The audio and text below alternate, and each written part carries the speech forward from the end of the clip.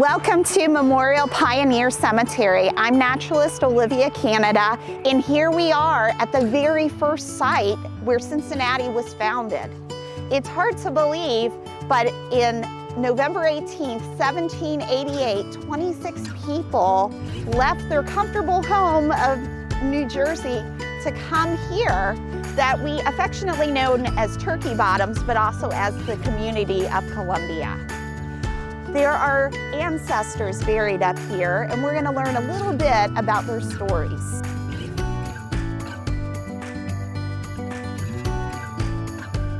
So the story goes that Benjamin Stites was in the community of Limestone, Kentucky, which now is known as Maysville, and he was doing some trading, and some members of the Shawnee tribe decided to steal some horses. Benjamin Stites and some of his friends went chasing after the Shawnee, and when they came to the Ohio River, they crossed it into Ohio, right about where the Little Miami River meets the Ohio, and they were amazed by the land and how fertile it was. So Benjamin, not having a lot of money, decided he was going to try to find some friends that might be interested in buying land. So he went back to New Jersey. He contacted John Cleve Sims and said, "Oh, you won't believe this place." So he convinced Sims to purchase land. Sims decided he was going to buy all the land between the Great Miami and the Little Miami River. His goal was 1 million acres.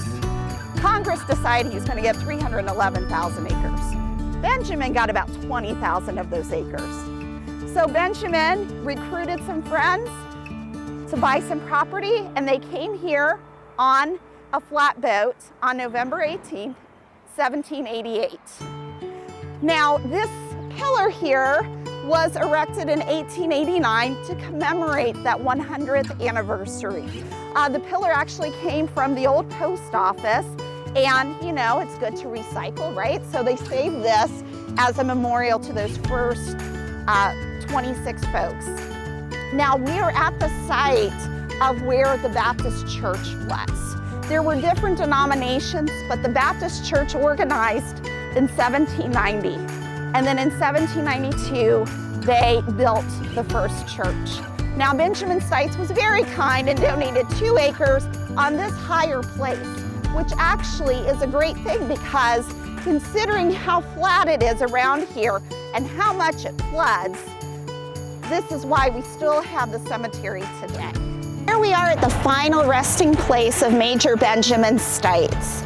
So you might notice all the different headstones here in the cemetery, and they are in different states of condition. But this is Benjamin Stites' headstone. This is actually a replacement. The original headstone is long gone, but in 1923, folks did some donations and they erected this new headstone for Benjamin. Over time, the cemetery was abandoned, and vandalism and just weathering has affected many of the stones. Many of these stones were made out of limestone. Limestone unfortunately reacts to acid rain, so a lot of these have wearing away, so you cannot read the inscriptions.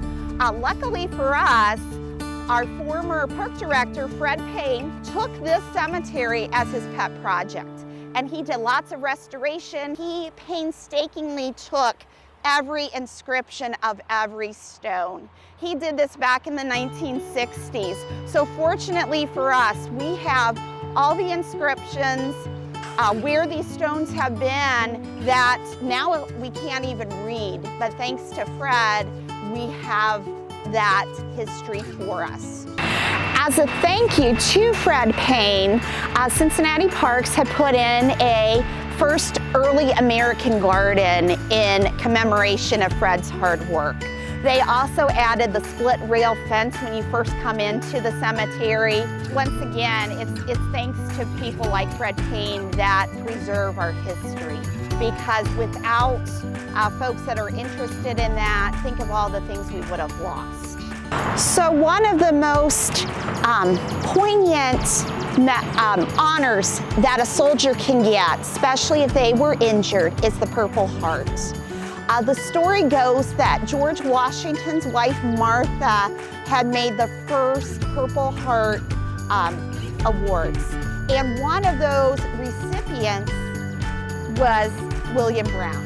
William Brown was a Revolutionary War veteran, and later on, after the boatload, decided to come here to Columbia to reside. And he lived a decent life, and he was buried, but actually not buried here. There is another cemetery called the Presbyterian Fulton Mechanics Cemetery. So it's 3 cemeteries in one. But because William's gravestone is lost, the Sons of the American Revolution decided it was fitting to have this memorial placed for William. So that's just a little bit about the Memorial Pioneer Cemetery, one of those secret hidden gems of Cincinnati parks. Come check it out yourself.